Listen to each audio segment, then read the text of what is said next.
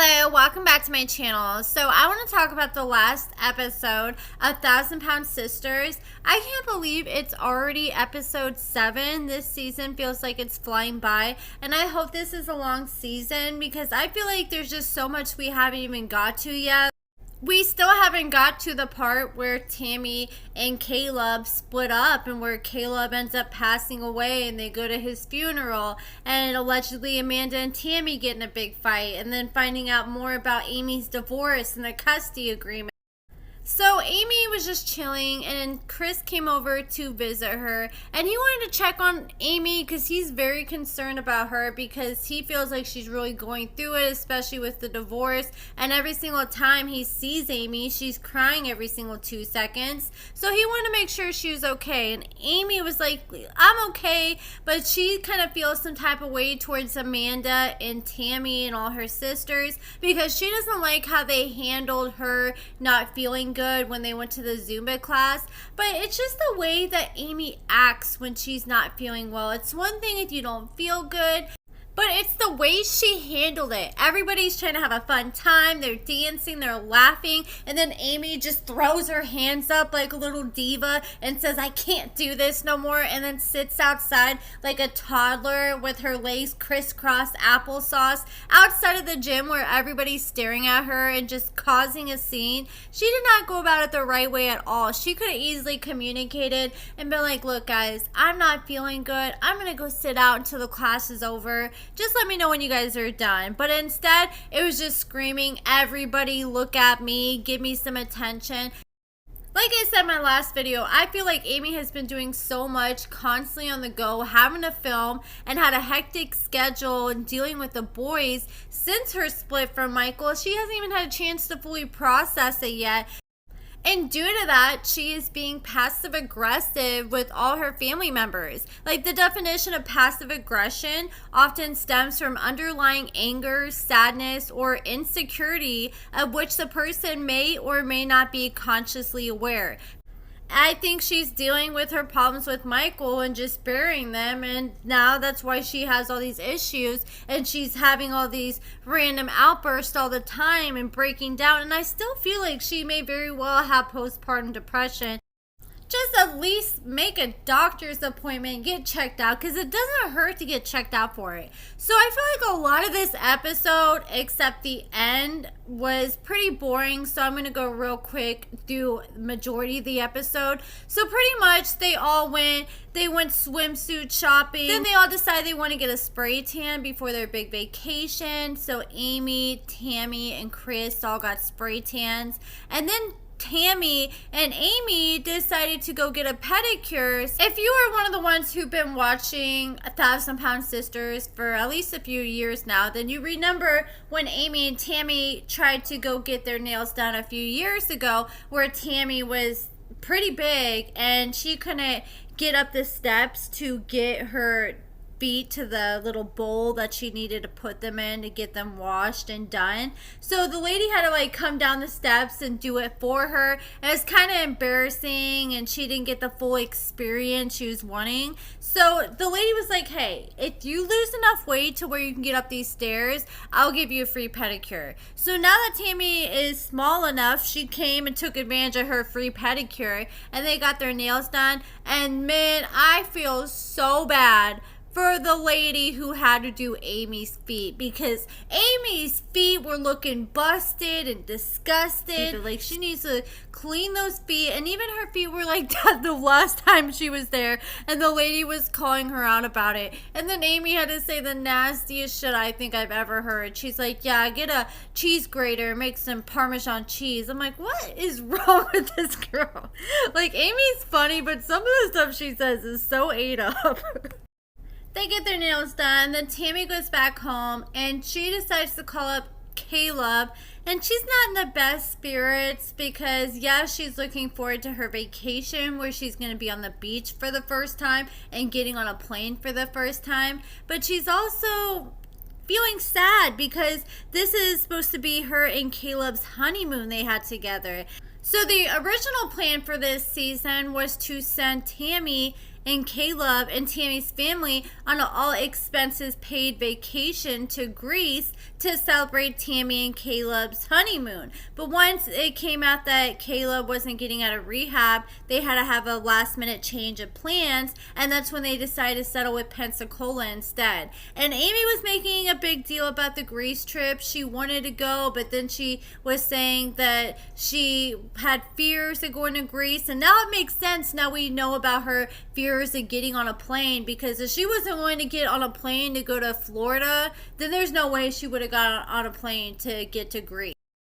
It came out that the family allegedly felt like the all expenses trip to Greece was production's way of trying to butter the family up to get them to ignore the fact that they feel like they're not getting paid the right amount of money. Because before the season started, Tammy and Amy were questioning if they were even going to come back, and they even had an offer to do a spin-off show with another production company, and they almost went that route. And I guess I'm not sure if they ended up working out something with their pay, but I know Amy and Tammy were not happy with the amounts they were getting paid, and they felt like they needed a pay increase. And they're also upset with the narrative that the production team was taking on their storyline. So I'm sure they got some of that figured out. At least I hope so, because we now see them back and they didn't go with the other company. But Tammy decided to call Caleb and check in on Caleb and ask him how he's doing on his weight loss journey. Caleb said he's trying to do what he needs to do, and Tammy asked if he's weighed himself recently, and he said no. And you can just tell by the way Tammy's talking and interacting with him, she does not have nowhere near as much passion and feelings for him as she did when she was at rehab. And I think she's starting to wake up and finally see what her family was telling her and warning her about before she married Caleb. Because her family tried telling her, they're like, man, we're scared he's going to hold you back. We're scared he's never going to be able to leave the rehab. And she swore up and down, oh, yes, he is. And now everything that they're warning her about is exactly how it's going down. And so then Tammy and the family, everybody but Amy and her two sons and Amanda's son, they all got on the plane and went to Florida. And this is Tammy's first time on a plane, so she was freaking out. And I remember my first time on a plane. It is terrifying, especially when you hit the turbulence, when you're first going off and when you're first landing and trying to get over that nausea. But they got to Pensacola all in one piece, and Tammy loved that experience on the plane. And meanwhile, Amy is in a van or a Suburban, I don't know what the hell it was, but she's in the car with Amanda's son driving her, because Amy's, she's got her eyes messed up, so she can't drive. And he's driving Amy and her two sons. And I hope he got one hell of a bonus for driving Amy, because he has to be a real trooper, because he could have been on the plane and not had to deal with Amy and her two crying babies the whole time. But I was actually impressed how her babies did on the road. I was scared they were going to be crying the whole time. If I was in Amy's shoes and I had two children that young, well, I mean, I do, and if I was in Amy's position, I would have been leaving in the middle of the night at like 1, 2 in the morning, where the boys typically are sleeping, and so they can just sleep through the whole night. And by the time we get there, it's morning time, and that's when they're waking up, and we don't have to deal with them, being awake and getting upset and sore because they're sitting in the same spot for 10 hours straight. But they only kind of cried a few times. They finally made it to Pensacola, and when they made it, they were exhausted, so the family let Amy and Amanda's son go to bed. And Amy, the next morning, the family was trying to take some off her plate, and they decided to help her watch baby Gage so she could sleep in. And because that's what Amy's been saying, she says she needs sleep. And that's another thing I keep hearing Amy say. She's like, I'm doing everything I can, I'm taking care of the boys, I'm taking care of myself. It's like, no, you're not taking care of yourself. I'm tired of hearing her say that. Yes, you may think you're taking care of yourself, but you're not taking your medicine, you're not getting the sleep you need, and it's not all because the boys, because even Tammy called her out and said she stays up all night even after the boys go to bed, and she's not doing her sleep apnea machine, which I doubt she brought the sleep apnea machine with her on vacation, and that's going to be dangerous too. And then she's complaining that she doesn't feel good all the time. And I mean, I don't blame her family for being annoyed, because yes, she is going through a lot, but at the same time, she's not doing anything to help her situation. Amy needs to get on some kind of schedule and routine with her and her boys, and I promise you that'll make her situation so much easier, because I've been there, done that. And before I started putting my kids on a schedule, I was the same as Amy. I mean, I wasn't breaking down crying, but I was definitely a lot more overwhelmed. So they all decide they're gonna go out and eat, and the restaurant they went and ate at, I actually ate at before, and that restaurant's fire. So they all sit down, and of course, as soon as they pull up, the boys are already starting, because Gage woke up from a nap when Amy took him out to go in the restaurant. So he was fussy because he just wanted to go back to bed. And so she goes up and she's trying to put him in the high chair. He won't go in the high chair. And as soon as he starts, getting upset, instead of trying to work with him, calm him down, figure out what's making him upset, Amy just throws her hands up, and it seems like she gets so triggered by his crying, she does not know how to deal with it, that she starts crying and she just freezes up and she doesn't know what to do. And literally Amanda had to step in to take over Gage and try to calm him down. So Amanda went and took Gage off to the side, was trying to calm him down. He was inconsolable. And Amy just sits down next to her brother, and she's just talking to her brother, and her brother's like, Amy, you gotta stop crying. All this crying is not helping anything at all. And you think she would be used to the kids crying by now? And it makes me question how much Michael helped or didn't help. I feel like he helped more than she's trying to lead people to believe, because if he wasn't helping at all like she's saying, then she should at least be a little used to it by now. But the way she's acting and how she's saying I'm just now a full single parent, even though she was playing the single parent role for a while even when she was with Michael. So I feel like, she's overwhelmed because finally she's doing more work than she realizes, and she didn't realize how much Michael did. I'm sure he still didn't do a lot and he was lazy and all that, but I feel like he did a little bit more than she's portraying. So Amanda's trying to calm the kid down, and Amy was like pulling a Michael. She's just talking to Chris, not even trying to think, okay, let me go check on Gage or check on Amanda, because she just pretty much took all the stress and put it on Amanda's shoulders. And Amanda comes back to the dinner table and she's like, look, he's not calming down, I'm gonna go home. And well, not home, but to the hotel room. And Amy was like, well, I guess I'm gonna have to go home too. And she throws her hands up, and it's like, well, yeah, it's probably what you're gonna have to do with your kids getting upset. You gotta do what you gotta do. That's just what comes along with having kids. Amy needs to learn to be strong for these babies. And if you're going to go out to eat, it's easy to be entertained for yourself because you're eating, you're talking to your family, you can be on your phone. But these kids, they get bored easy. So if you know you're going to go out to eat, then you need to make sure you're bringing toys, your tablet, or something for your boys to do. Bring a crown and a coloring book, or ask if they have a crown and coloring book, anything. But most parents, when their kids start crying, they start going down the list. They're like, okay, let me check their diaper. Let me see if I need to burp them. Let me see maybe if there's something on their clothes sticking into them, or see if they're wet, if they're uncomfortable, maybe they're bored. But Amy can't even do that because she just gets so upset and freezes up that she can't do anything else. That's why I waited till my 30s to have kids, because I know if I would have had kids in my 20s, I would have not had the patience. And Amy just got to learn something to be able to help with her patience, whether it's her to catch up on sleep for a few days or see a counselor or something. But she's got to learn how to take a breath and relax when things get hectic. And she's in the middle of going through a custody battle.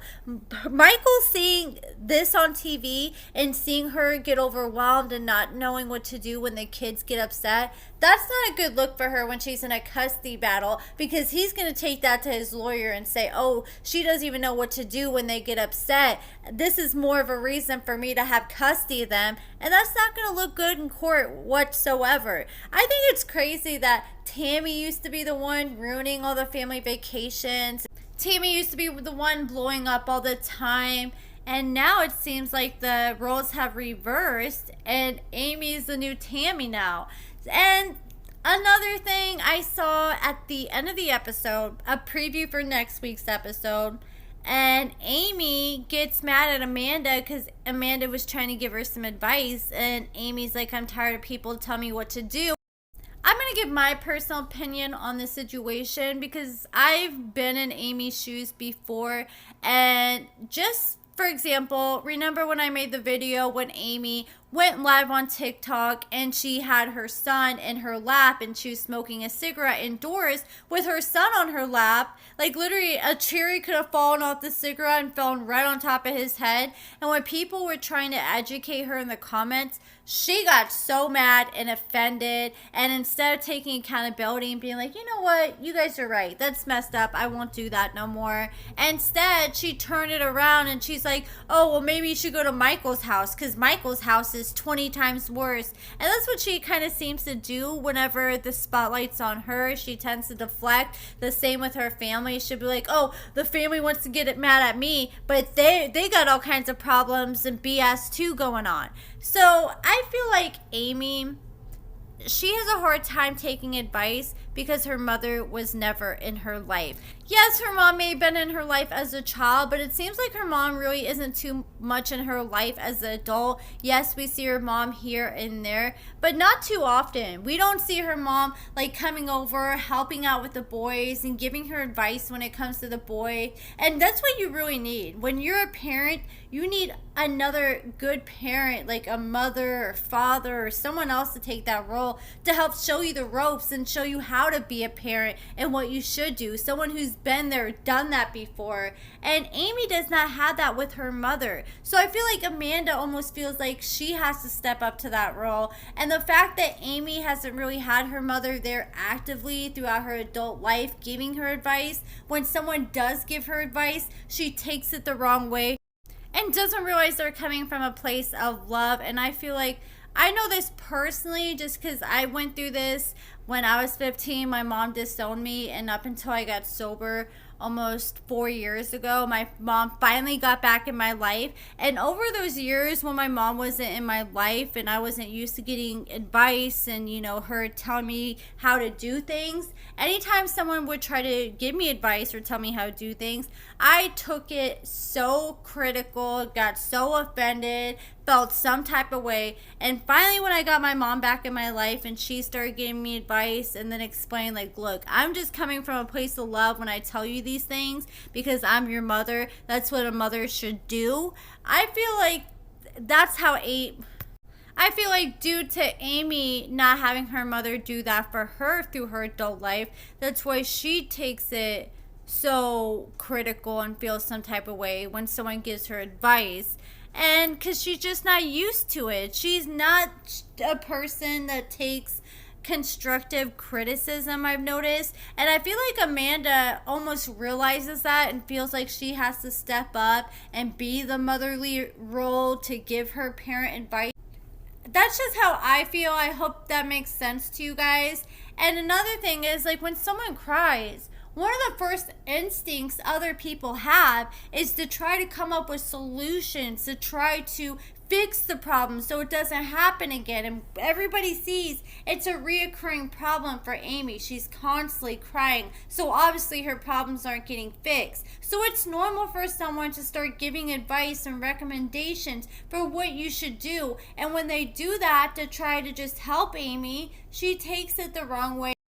Amy needs to be a lot more open-minded, and I feel like when her family gives her advice, she needs to be like, okay, yeah, let me try that and try to apply it and try to do something different, because obviously what she's doing and ignoring everybody's advice, it's not working out too well for her. But that's it for this video, guys. Let me know what you guys think about everything in the comments below. Check out my lashes and cosmetics at AccordingtoAmber.com. Give this video a thumbs up, subscribe, and thank you so much for watching.